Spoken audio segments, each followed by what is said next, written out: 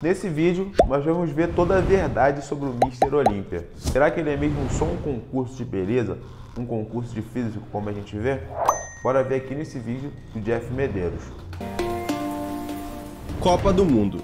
Lembrando que eu vou deixar o link do vídeo oficial aqui na descrição para quem quiser. Só de falar desse termo, logo pensamos no futebol. Me diz aí, qual jogador profissional não quer jogar uma? Assim como a Copa do Mundo está para os jogadores de futebol, o Mr. Olímpia está para os atletas de fisiculturismo. Podemos tranquilamente dizer que hoje, essa competição é a mais importante do esporte. Na verdade, são décadas de hegemonia. Em 58 anos de competição, vimos diversas eras surgindo e físicos mudando de um ano para o outro. Pudemos testemunhar atletas incríveis e também lendas imutáveis do esporte, como Arnold Schwarzenegger, Lee Haney, Dorian Yates, Ronnie Coleman, entre vários outros. Na minha opinião, Lee Haney e Ronnie Coleman são os únicos assim que é muito fora da curva. Da década de 90 para cá, podemos ver o esporte crescendo de forma assustadora, especificamente nos últimos anos, onde a internet tem contribuído de forma avassaladora.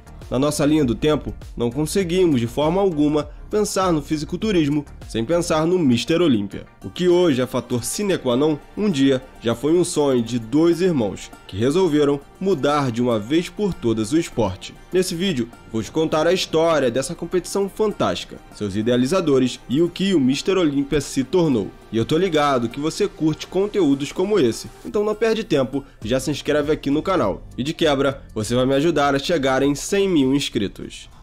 Já se inscreve lá e o vídeo vai estar na descrição.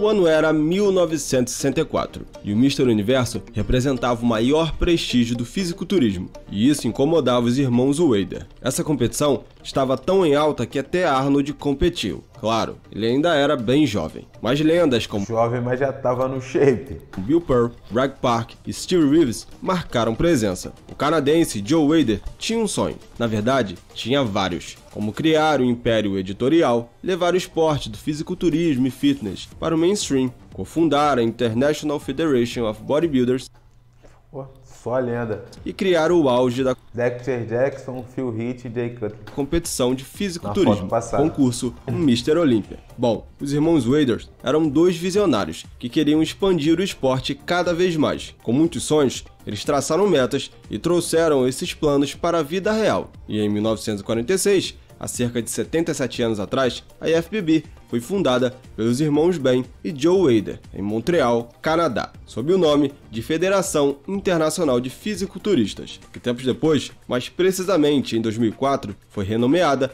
para a Federação Internacional de Culturismo e Fitness. Porém, manteram a abreviatura como conhecemos hoje. Os dois países fundadores foram o Canadá e os Estados Unidos. Ben Wader foi o primeiro presidente da IFBB. E todo esse papo de uma nova competição começou em abril de 1965, em uma revista de Joe Wader. Cansado de conversas sobre quem era o maior fisiculturista, Wader decidiu criar uma competição que colocaria campeões de todo o mundo uns contra os outros. No mesmo ano em que a icônica Gold's Gym abriu as portas, o Mr. Olímpia de Wader seria um mix de 3 competições: Mr. Universo, Mr. Mundo e Mr. América. A ideia era misturar todas essas competições e espremer o melhor do Foram visionários já, como se estivesse criando uma Libertadores ou uma Champions League.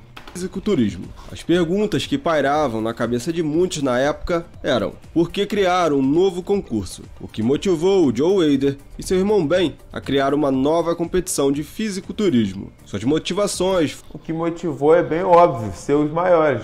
foram por altruísmo ou ganância? Nesse caso, eu acredito que os dois.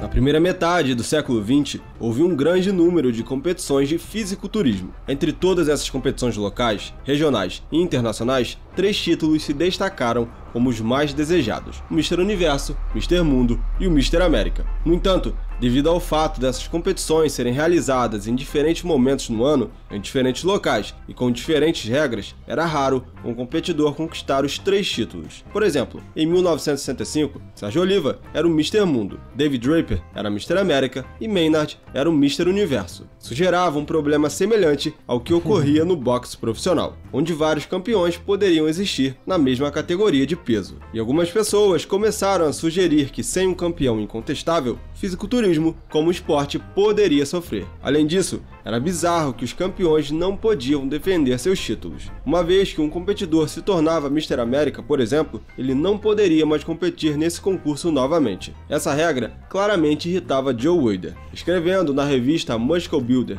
Essa regra realmente não faz sentido nenhum. Em abril de 65, Weider comparou Larry Scott, que havia conquistado todos os títulos possíveis aos 24 anos, com Alexandre o Grande, que aos 33 anos disse que não havia mais nada a conquistar. Joe Weider pensava da mesma forma em relação a todos os outros ex-campeões, como Howard Paul, Bill Pearl, Greg Park, Choke Sipes, entre outros. Assim, Weider criou uma competição que permitia ex-Mr. Universo, Mr. Mundo e Mr. América competissem entre si para determinar quem tinha o melhor físico. Só de ter essa ideia eles já começaram ganhando. Isso deu aos fisiculturistas, os caras já não podiam mais competir, os campeões, mais uma coroa para lutar, e aos fãs mais um evento para assistir. Em muitos aspectos, foi uma situação em que todos ganharam. No entanto, como todos sabemos, fisiculturismo é um negócio, e um negócio que os Weiders desesperadamente queriam dominar. Lembre-se que nos anos 60, a empresa dos Weiders estava longe de ser uma gigante multimilionária que é hoje. Eles eram uma das muitas empresas, cada uma lutando para ter seu lugar ao sol.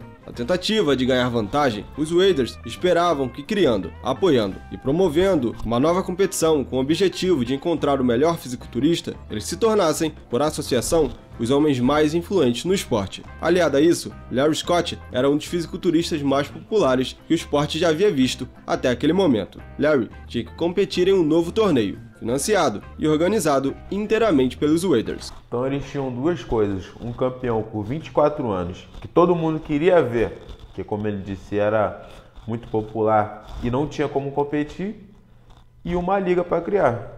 Foi uma decisão arriscada, mas hoje sabemos que deu muito certo. Hoje em dia, o Mr. Olympia é considerado o evento de fisiculturismo do ano, com fãs do esporte de todas as competições convergindo para assistir. Para os fãs do esporte, o primeiro Mr. Olympia não teve um começo muito bom. Dois dos maiores nomes do fisiculturismo na época, Bill Pearl e Greg Park, declinaram o convite para competir no concurso de setembro. Foi um golpe duro para os Weiders, mas independentemente disso, eles seguiram em frente, garantindo as participações de Larry Scott, Howard Paul, Maynard, entre outros. Realizado no final da competição da IFBB daquele ano, o primeiro Mr. Olympia não decepcionou. Na verdade, aqueles que tiveram a sorte de conseguir o ingresso para o evento, realizado no Brooklyn Academy of Music em setembro de 65, foram tratados com uma das atmosferas mais eletrizantes que uma competição de fisiculturismo já testemunhou. Larry Scott foi coroado o primeiro Mr. Olympia e recebeu um prêmio em dinheiro de $1000 e uma coroa. O icônico troféu Sandal só foi concedido a partir de 1977.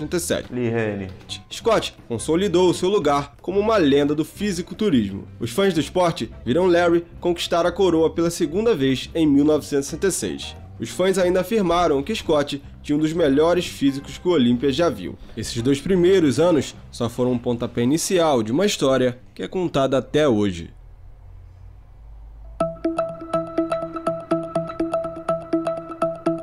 Logo após o Golden Boy Larry Scott se aposentar, o cubano Sérgio Oliva venceu o concurso em 3 ocasiões. Com a chegada de Arnold Schwarzenegger às costas americanas, o concurso Mr. Olympia estava a caminho da verdadeira proeminência. Com a quinta vitória de Arnold em 1975, o Olympia logo atrairia mais atenção do que nunca. Porém, levaria mais 2 anos para tal feito. Embora o fisiculturismo fosse conhecido na América, de forma alguma era um esporte popular. Na verdade, era um esporte que nem era considerado esporte. Isso mudou quando os jovens cineastas George Butler e Robert Fiore e o escritor Charles Gaines lançaram seu documentário dramatizado intitulado Pumping Iron, em 1977. Esse filme se tornou um favorito não só de fisiculturistas, mas também furou a bolha e trouxe o esporte para o mainstream, tornando o fisiculturismo mais humano e trazendo mais aceitabilidade. O que eu acho bacana nos Estados Unidos é isso, eles têm uma visão de negócio muito grande. Até os rappers também fizeram isso com o jogo Jeff Jam Fight, se eu não me engano. Foi uma estratégia para levar as músicas para todo mundo, até no Brasil chegou. Lá eles já criaram um filme para levar o fisiculturismo para todo mundo. Em 1975, Arnold se aposentou do esporte. O sucesso de Pump Iron apenas serviu para ajudar a impulsionar seu momento e aumentar a popularidade do Olímpia. No final dos anos 70, viu Frank Columbo, o eterno segundo colocado, finalmente conseguir sua primeira vitória. Isso foi seguido pelo reinado de Frank Zinn, que mostrou que o condicionamento era tão importante quanto o tamanho quando se tratava de fisiculturismo. Na década de 80, o mundo do fisiculturismo estava animado para ver o fisiculturista mais popular de todos os tempos retomar seu título. Schwarzenegger era mais uma vez o Mr. Olympia. Após sua vitória, Arnold mergulhou completamente em sua crescente carreira cinematográfica e nunca mais competiu. Depois disso, o troféu Sandal mudou de mãos todos os anos. Schwarzenegger foi para Frank Columbo, depois para Chris Dickerson, depois para Samir Banu, até o reinado de Lee Haney começar em 1985. Esse daqui foi muito fora da curva.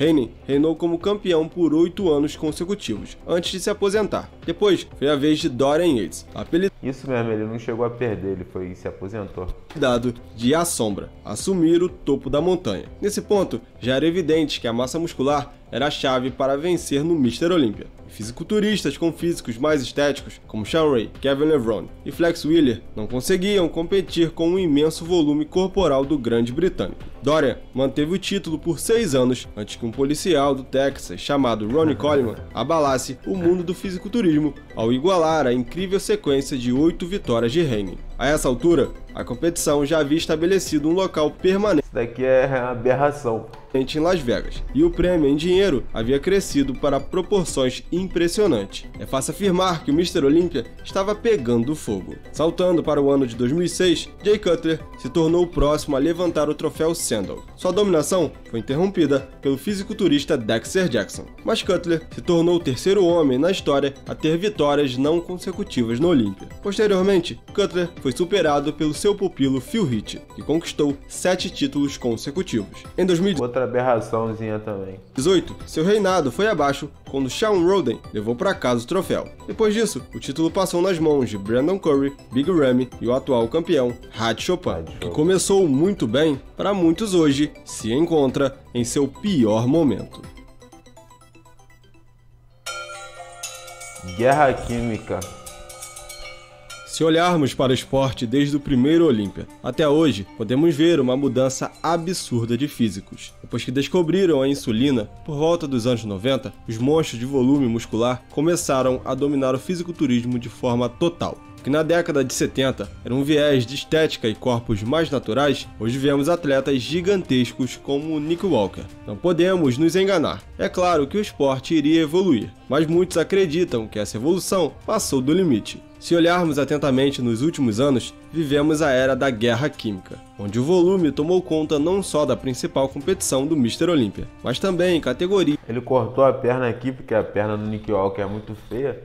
Só que, sei lá, na minha opinião, tanto de tecnologia, essa guerra química que ele tá falando, os caras têm que ser grandes, pô. Eles têm que ser grandes, tem que ser gigantesco, tem que ser uma aberração, tem que ser aquela coisa que a gente não vê no dia a dia. Porque se for os caras que a gente vê no dia a dia, não faz sentido ser bodybuilder open. Não faz sentido. Como por exemplo a Men's Physique. Outro ponto em que assusta é a quantidade de atletas montados com óleo. Sei que isso não vem de hoje. Há vários e vários atletas que fazem uso desse artifício para cobrir pequenas falhas. Só que visivelmente hoje em dia está demais. Atletas subindo sem corte muscular, sem fibrar ombros, braços e por aí vai. Os esteroides sempre fizeram parte do isso daqui é esquisito mesmo, realmente. Do espetáculo. Não tem como fugir. Mas olha o buracão aqui na coxa dele. Olha esse ombro, uma bola. É assustadora a quantidade de gramas por semana que está sendo utilizado. Infelizmente, tivemos diversos casos de atletas abusando de substâncias em grande quantidade e pagando preço com a vida. E não para por aí. Há muitos relatos de lados obscuros do fisiculturismo, como fisiculturistas profissionais possuírem um esteticista ou cirurgião plástico para corrigir erros em seus corpos, ou até mesmo para ajudar a aprimorar certos grupos musculares. É aquilo, né? Nessa batalha química, tudo é válido. Além disso, há um outro fator principal a se considerar. Pô, no meu ponto de vista também, já que eles não querem essa guerra química, por que criam um torneio que não tem doping? Eles podiam liberar testosterona, trembolona, T3, T4 e só. A escolha. Escolher pode parecer... Mas como não tem doping, a pessoa vai usar de tudo. simples, mas não é. Você se tornará escravo da indústria, e é um caminho sem volta. Tornar-se um laboratório ambulante não é fácil. Uma parte dos profissionais são mentalmente desequilibrados. Depois de se tornar um profissional, a preocupação não é mais só com dieta, treino ou protocolos de drogas, mas sim lidar com os efeitos colaterais de tudo isso. Bom, essa é apenas a ponta do iceberg. Quando cavamos fundo, vemos que o esporte é complexo demais. Há correntes de pensamentos que remam para a seguinte opinião: o fisiculturismo profissional nunca será um esporte popular, até que os monstros de massa desapareçam. Em minha humilde opinião, acredito que o volume é importante, mas a estética também tem que ser levada em consideração. Físicos como o do Brazuca, Rafael Brandão, para mim, representam o que realmente deveria ser o Open do Mr. Olympia. Agora, eu quero ouvir vocês. Me diz aí, qual é a sua opinião sobre o Mr. Olympia? Será que o fisiculturismo se perdeu pelo caminho? Ou o que vemos hoje seria inevitável? Deixe sua opinião abaixo. Na minha opinião, o que vemos hoje é inevitável. A categoria tinha que evoluir e evoluiu. Mas comenta aqui embaixo o que você acha, se você gosta do Mr. Olympia como é hoje, se você gosta como era antigamente, porque passou aqui algumas imagens na tela. Eu gostaria de saber. E se você gostou desse vídeo, deixe seu like, se inscreva no canal e tamo junto.